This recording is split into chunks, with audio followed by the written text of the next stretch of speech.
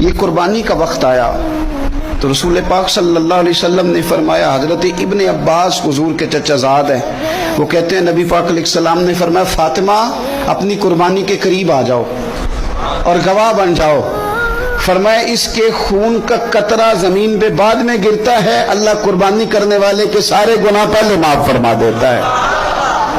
حضرت فاطمہ کی شان اقدس پر بھی ہماری مائیں قربان، ہماری بیٹیاں قربان، کیا انداز ہے سیدہ کا، فوراً پوچھتی ہیں، فوراً امت کا بھلا کرتی ہیں، کہتی ہیں یا رسول اللہ صلی اللہ علیہ وسلم یہ صرف اہل بیت کے لیے یہ سارے مسلمانوں کے لیے؟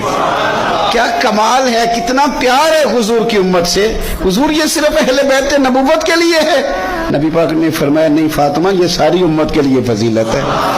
کہ قربانی کرنے والے کے جانور کا خون کا قطرہ بعد میں زمین پہ گرتا ہے، اللہ سارے گناہوں کو پہلے معاف